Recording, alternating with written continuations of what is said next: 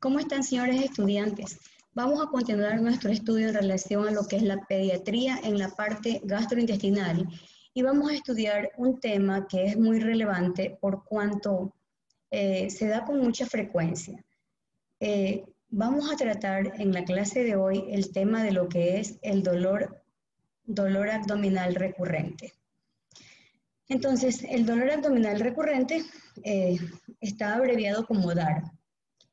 Se trata de un dolor que ocurre, se presenta 3 o más episodios de este dolor abdominal a lo largo de 3 meses y que estos intervienen con la función normal del paciente. Fue descrito y sistematizado por primera vez en pediatría por el británico Apley y denominado en forma genérica como dolor abdominal recurrente. También podemos conocerlo con otros términos como abdominal funcional, dolor abdominal crónico, dolor abdominal no orgánico, dolor abdominal psicógeno. Dolor abdominal crónico puede ser un dolor abdominal orgánico o un dolor abdominal no orgánico o funcional. Hay un dolor sin evidencias de anomalías anatómicas, inflamatorias, metabólicas o neoplásicas y esto se involucra como un dolor no orgánico o funcional. Los trastornos gastrointestinales funcionales corresponden a un grupo de trastornos gastrointestinales que engloban diversas combinaciones de signos y síntomas gastrointestinales crónicos o recurrentes no explicados por anomalías estructurales o bioquímicas. Les informo que existe un comité de lo que es la parte gastrointestinal que se denomina ROMA. Este comité ROMA actualiza y modifica la información sobre los trastornos gastrointestinales funcionales con fines clínicos y de investigación. Entonces los categoriza. H1, el que presenta, es la categoría H. H1, vómitos y aerofagia, y se va sumando. Síndrome de rumiación en adolescentes, vómitos clínicos, aerofagia, etcétera, ¿no? Dolor abdominal más trastornos gastrointestinal funcional relacionados con dispepsia, incluso hasta la migraña abdominal, el H3 con estreñimiento de incontinencia, etcétera, ¿no? Encontramos el Roma 3, que es la presencia del dolor abdominal en niños que tienen H2, y el síndrome de dolor abdominal funcional en niños con H2. Entonces tenemos aquí 2 categorías, dolor abdominal funcional en niños y el síndrome de dolor abdominal funcional en niños. El primero, hay criterios diagnósticos que incluyen dolor abdominal episódico continuo, criterios insuficientes para otros trastornos gastrointestinales funcionales, ausencia de evidencias de un proceso inflamatorio anatómico, metabólico o neoplásico que explique los síntomas del paciente, y el síndrome de dolor abdominal funcional en niños, donde los criterios diagnósticos deben satisfacer los correspondientes al dolor abdominal funcional infantil y cumplir al menos 25% de uno o más de cierta pérdida de funcionalidad diaria, síntomas somáticos adicionales como cefalea, dolor de las extremidades o dificultades con el sueño. Pero realmente existe el DAR, dolor abdominal recurrente o psicógeno, como también lo conocen muchos autores. La incidencia y prevalencia exactas del dolor abdominal se desconocen porque prácticamente a veces son minorizados por el médico o el familiar. El dolor abdominal puede afectar del 9 al 15% de los niños, otras publicaciones indican que hasta un 13% de los alumnos al final de un curso de primaria y del 17% de los alumnos en secundaria pueden tener síntomas semanales del dolor abdominal. La frecuencia, hay como un estereotipo, es más frecuente en mujeres que en varones, sobre todo en época de la adolescencia. Estas cifras del dolor abdominal recurrente son una causa muy común de consulta a pediatras y gastroenterólogos infantiles. ¿A qué corresponde su etiología y su fisiopatología? En la mayoría de los pacientes que presentan DAR, corresponde a un trastorno de tipo funcional digestivo, es decir, un trastorno de la función del tubo digestivo. Entonces, el DAR puede tener subtipos y se consideran que estos representan el resultado de un integrado de un aumento de la... Se piensa más bien que todo el DAR va a corresponder a un aumento de la sensibilidad visceral que va a provocar hiperalgesia visceral, a que se altere la motilidad, a que haya una desregulación del sistema nervioso central y del sistema neuroentérico. Y todo ello es modificado por influencias psicosociales. Por ejemplo, el dolor siempre se suele presentar cuando el niño se acerca a la situación que motiva el DAR. Por ejemplo, va a ir a la escuela y no quiere la profesora porque es brava. Va a ir a la clase de inglés, pero tiene conflictos con el compañero o con la compañera y ahí viene el dolor. Es un dolor que nunca despierta al paciente, siempre ocurre previo a la situación conflictiva que presenta. Por eso se refiere a que puede ser modificado por influencias psicosociales. Entonces, al ser motivado por influencias psicosociales, las estrategias para tratar a este paciente pueden consistir en tratamientos psicológicos, conductuales, ayudarse con medicamentos de acción central o periférica, o en su defecto, contribuir con una modificación del estilo de vida. Se aplican criterios para definir causalidad de las etiologías estructurales o bioquímicas del DAR, pero en realidad son poco frecuentes y las resumimos. Algunas causas estructurales inflamatorias del dolor abdominal ya crónico en pediatría, una esofagitis, una úlcera péptica, una litiasis biliar, las que ustedes aprecian en esta lámina. Sin embargo, estas patologías tienen una secuencia y se acompañan de una clínica diferente. En el caso de estas patologías, pues van a presentar un dolor cólico que precede, es antes o después de las comidas, se presenta a cualquier hora, este dolor despierta al niño en la noche, lo que no ocurre con el dolor psicógeno, que nunca se despierta en la noche, sino que precede a una situación conflictiva. Aparte, este dolor crónico abdominal puede acompañarse de fiebres, de acuerdo a la patología que pueda presentar. Bueno, en general, como les mencionaba, se piensa que el dolor sí existe, por lo tanto no hay que decirle al niño, no te duele nada, todo es psicógeno, es porque tienes esta situación conflictiva. Debe de usted darle el valor que merece, porque realmente se piensa que esto corresponde a una hipersensibilidad visceral, que da lugar a una sensibilidad intestinal anómala ante los estímulos fisiológicos, psicológicos nocivos, y esto puede desempeñar un papel dominante en el dolor abdominal funcional. Y los receptores del dolor intestinal pueden corresponder a estímulos químicos y mecánicos. Los receptores viscerales corresponden a estímulos mecánicos y químicos, y hay receptores en las mucosas que se estimulan sobre todo por estímulos químicos.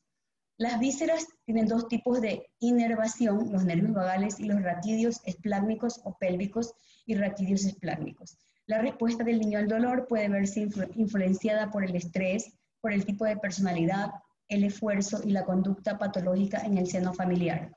Por ejemplo, se piensa que las niñas que tienen más DAR psicógeno, los pacientes que tienen más DAR psicógeno son del sexo femenino, niñas que están preadolescentes de 12 añitos, 13, 14 añitos, que tienen una personalidad muy impulsiva, que prácticamente tratan como de superar todo, de ser los mejores, de sacarse puro 10 o puro 20 o la nota más óptima, se desesperan y se ponen mal y sacan mala nota. Entonces tienen ya una personalidad previamente definida. Una porción elevada en la clínica de estos niños refiere la ubicación del dolor vaga, pero generalmente puede ser umbilical. La duración es breve, la intensidad moderado leve y el dolor suele aliviarse en forma espontánea cuando reposa o a veces con remedios caseros que pueden funcionar como placebo. Sin embargo, estos pacientes pueden presentar algún grado de estreñimiento, sobre todo pues si es mujer. Y en general pues no está relacionado con los alimentos, aunque en ciertos medios, por razones culturales, la mayoría de los pacientes puede culpar que esto es por que el paciente ha ingerido comidas grasas. El dolor desaparece durante las vacaciones o durante los periodos en que no hay contacto con la situación conflictiva, pero reaparece nuevamente en la etapa escolar y alcanza su máxima intensidad y frecuencia, sobre todo en los periodos con mayor apremio escolar o en las situaciones de conflicto familiar. Para su evaluación y diagnóstico, los niños con dolor abdominal crónico podrían tener síntomas asociados a cefaleas, anorexia, náuseas o vómitos, gases excesivos, diarreas o estreñimientos y artralgias, pero esto nos ayuda a distinguir si el problema corresponde a una situación funcional u orgánica. Entonces es importante realizar una anamnesis y una exploración física donde vamos a poder lograr identificar signos de alarma. La presencia de síntomas y signos de alarma obviamente obligan a hacer más estudios, mientras que su ausencia ante la presencia de una exploración física normal, una prueba de sangre oculta en heces normal, establecerán un diagnóstico inicial de un dolor abdominal funcional o psicógeno. Pueden existir signos de alarma que pueden requerir más estudios adicionales, por ejemplo, el niño que se despierta, que despierta el sueño, el dolor que persiste en el hipocondrio, en la fosa ilíaca derecha, una fiebre que no se explica, disfagia, pérdida de peso, etc. También pueden ser signos de alarma que pueden requerir más estudios adicionales, la presencia de organomegalias, la presencia de artritis, hematoquesia, anemia, entre otros. Es importante que nos ayudemos de pruebas de laboratorio y entre ellas es importante pues solicitar lo que es el hemograma, la velocidad de eritrosedimentación, la PCR, un panel celíaco, un brococultivo, estudio de exámenes para detectar parásitos, análisis de orina, lo más elemental. ¿Qué quiere decir? Que si usted sospecha que es un DAR, no pormenorice lo que dice el niño, hágale caso, crea, recuerde que sí existe el dolor. Sin embargo, es importante que realice exámenes, pero no extremos. Por ejemplo, no va a pedir usted, digamos, que una biopsia de hígado, cuando usted sabe que puede esto suplirse, o hacerlo de una manera más elemental para descartar otro tipo de patologías, con un hemograma, o de pronto solamente con un ecosonograma. Puede haber el riesgo, si usted considera que el paciente puede estar teniendo el riesgo de una enfermedad celíaca y que esto pues puede ser 4 veces mayor en estos pacientes en comparación con la población general, pues solicite, por ejemplo, pruebas específicas para la enfermedad celíaca. Pudiera ser la calprotectina, que sugiere etiología inflamatoria intestinal. Si yo sospecho que el dolor puede ser causado por el Helicobacter pylori, que no se asocia a dolor abdominal crónico, sin embargo aparecen estos síntomas en niños que tienen gastritis o úlcera, puedo realizar el perfil de la bacteria. Entonces, estoy dando clase. Entonces, es importante realizar la prueba del hidrógeno del aliento. Esta prueba se efectúa para descartar una mala absorción de la lactosa o la sacarosa. Hago una esófago-gastroduodenoscopía cuando los síntomas sugieren una enfermedad ulceropéctica alta persistente. El tratamiento, el componente fundamental del tratamiento, tranquilizar al niño y a la familia, indicarle que esto va a tener una solución, mejorar su estilo de vida, evitar alimentos que contengan cafeína o alto contenido de grasas o condimentos, evitar bebidas carbonatadas, jugos azucarados, muchas golosinas, consumir alimentación equilibrada con contenido de fibras para evitar estreñimiento, proponer al paciente a que evacúe el intestino a diario en lo posible para que esto se haga un hábito normal. Tratamiento farmacológico, pues se ha postulado fármacos sobre todo del tipo antidepresivos a dosis bajas que pueden beneficiar a los niños con darcicógeno por su acción inhibitoria en la recaptación de la serotonina, facilitando la liberación endógena de endorfinas y su acción sobre el sistema ascendente del control inhibitorio.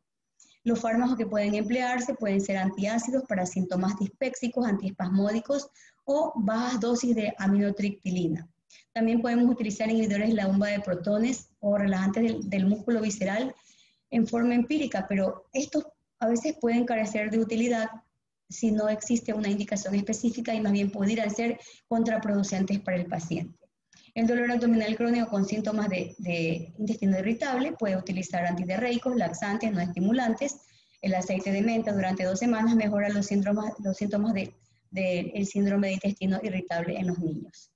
Y esto es lo que podemos contribuir con ustedes a lo que es el dolor abdominal recurrente.